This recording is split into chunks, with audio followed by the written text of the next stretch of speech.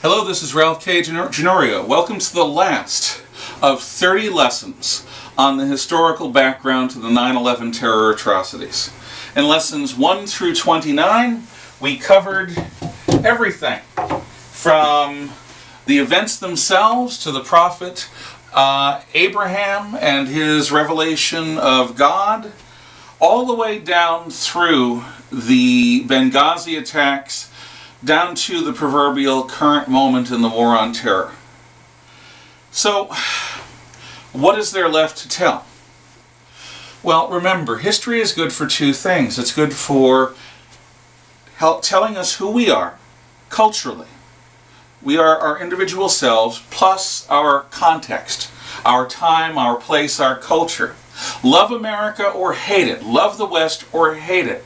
You're going to criticize or support that which you think America stands for, probably using the English language, probably in terms of inalienable human rights, probably in terms of the good of the individual and the good of society and the good of the world, and the very terms you use, the very navigation points and measuring posts that you use to describe good and evil, right and wrong, victory and defeat, are those that are given to you as the next generation of Western civilization in these United States. In other words, your entire worldview, even if you were the same soul, the same genetics, had you been born into another culture, had you been born into another language, had you been born into another faith tradition or another political tradition, the way you would express that individual self would be through an entirely different cultural medium. So, history tells us who we are. And in terms of the background to the terror atrocities, we're in it. We're in the war. The enemy has calculated, right or wrong, I think rightly, that we will not allow a second Holocaust to happen in Israel.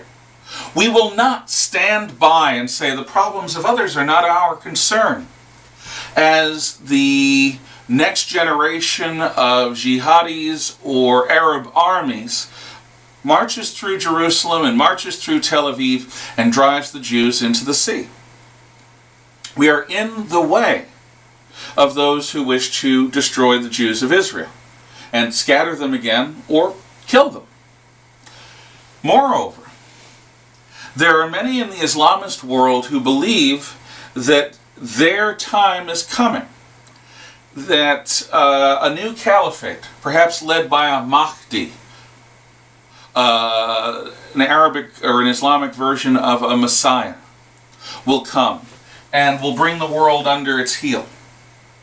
And if you were to establish a caliphate as the old one, from the shores of the Atlantic Ocean in Spain and Morocco, through what is now northern India, and beyond to include the East Indies, you would have a realm that contained most of the world's oil, some of the world's industry, a huge population. And we do stand against that. We do not think it's in our national interests to have a new Middle Eastern superpower come along that could overwhelm and absorb Europe into itself and see itself and define itself as Islam has always defined itself, in opposition to the Christian world, in opposition to the Jewish world. From the time that the Muslims conquered the Persian Empire to the present day, Islam has been in a state of cold or hot war with the Christians that are north and west of it. And whether or not you, children of the modern West, consider yourself to be Christian or not, they consider you, since you come from the Judeo-Christian Western civilization, to be Christian. So we're in it. We have a target on our head, as Al-Qaeda points out, because we pay taxes to the American government and we obey the laws of the American government. And history tells us wisdom from folly. History shows what sorts of decisions tend to lead towards good and bad outcomes. So let's let our perspective determine our reality, which is what human beings do. There are four options of looking at the war on terror. If you see the enemy as one of these four, logically you will come to a conclusion that the War on Terror is one of these four outcomes. If the enemy in the War on Terror is strictly and simply those who were personally involved in the 9/11 attacks, if it was the participants, then the War on Terror is logically a criminal matter to be judged by the FBI, maybe with the help of the CIA overseas, but it is a criminal conspiracy that was one event, one attack, and because it was so dramatic and killed so many people on American soil, we are going to prosecute it to the full extent of the law. But in essence, if the participants are the enemy in the War on Terror, then the War on Terror is a law enforcement matter. Second option, if the Al-Qaeda organization in toto, then and now, is the enemy in the War on Terror, then anyone who voluntarily associates themselves with the base, with the Al-Qaeda organization, anywhere on the earth, is our enemy. The Al-Qaeda organization launched those attacks, and they continue to launch attacks against us, and therefore, the War on Terror is a matter for the spy service, the CIA. Our Central Intelligence Agency should try to infiltrate Al-Qaeda and any splinter groups and any allied groups. And the War on Terror should be basically a war of assassins, a war of espionage, a war of infiltration and counter-espionage, counterintelligence, a world of spies and counter-spies.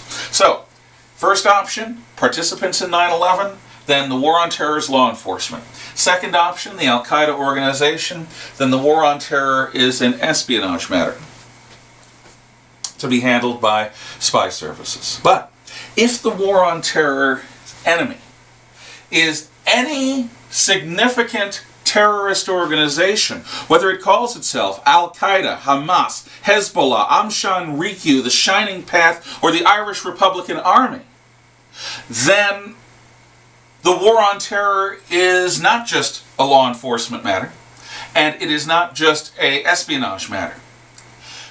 It's an international set of conspiracies that are going to require diplomatic alliances with the governments around the world, the coordination of a variety of national intelligence services, the International Police Force or Interpol, FBI, all coordinated towards the outcome of what would be called in the world of espionage covert action. In other words, assassinations, in other words, destabilizing regions that are friendly to terror, but going after all forms of terror, whatever their ideology, and going after the people that support them. Interfering with that and proving to the people that support them that supporting terror is simply not worth it, because we will punish you. So, if it's the participants, law enforcement. If it's the Al-Qaeda organization, spy, espionage, CIA. If it's any significant terrorist organization, then it is also a matter for the intelligence services and for diplomacy and for small-scale military covert operations. But, and this is full disclosure, what I personally believe, if the enemy in the War on Terror is the culture of state-sponsored terrorism, what's that? Terrorism has not always been with us. Terrorism is the product of particular times and places where national governments choose to indulge it. During the Cold War, rather than face the atomic fire, the Americans and the Soviet Union calculated that we would fight proxy wars with one another in places like Vietnam and Korea and Afghanistan.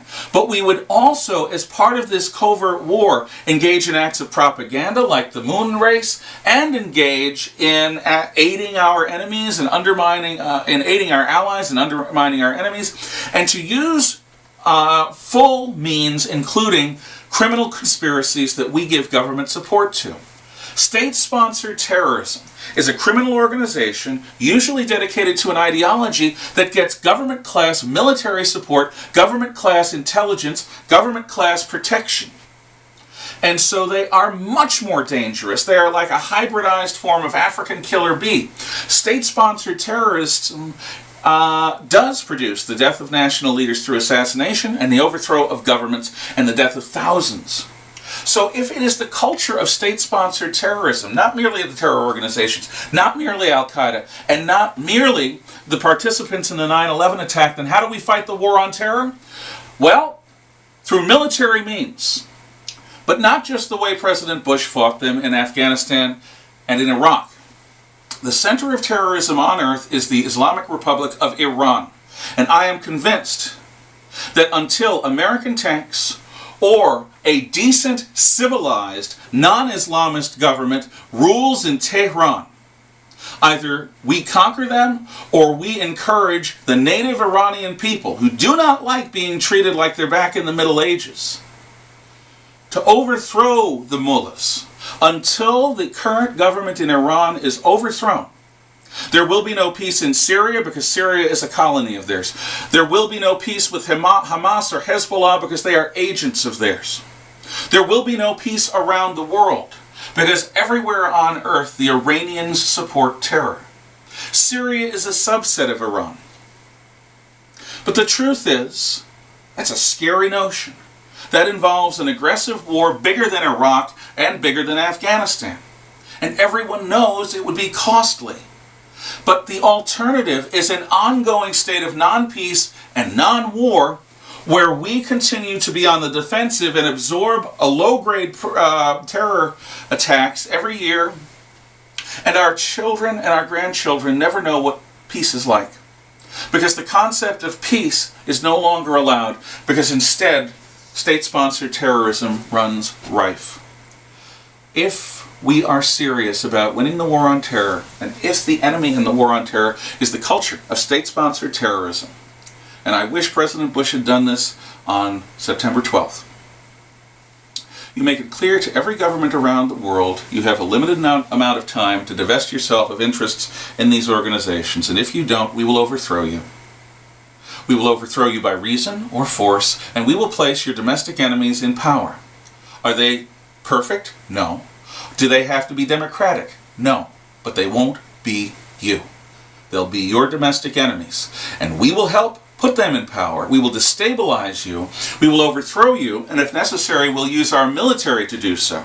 If not, our economic and diplomatic power. To make sure that no government on earth is foolhardy enough to publicly support terror, not in the coming age. Until we are willing to pursue victory worth the name, the war on terror will go on, and the Western notion of distinct periods of war and peace will be nothing but a memory, and instead we'll be in a much more traditionally Asian, West Asian or East Asian or South Asian situation, where peace is a relatively lower period of violence than war, which is a relatively, but there's no such thing as true relaxation, true peace between nations that are working in a non-warlike state. Can you get victory over an idea? Yes. It was done in Germany in 1945. It was done in Japan in 1945. For the 10 years after World War II in Germany and Japan, we supported forces of democracy, and we hunted down the werewolves and those in Japan and Germany in general who would oppose the peace. We simply killed and persecuted our enemies until people stopped becoming openly enemies of ours. You can have victory if you are willing to pay the price, if you're willing to earn it. Now that's what it means to me, all of this. You owe it to yourself, I think, to think about what it means to you, this war on terror, the historical background, the meaning of it, who the enemy is, and come up with your own conclusion, and do something to encourage our people to wake up and make a definitive decision about this thing that we call the war on terror. Because drift is a form of defeat. Thank you so much for listening through these 30 lessons. May God bless you and all of us. Take care.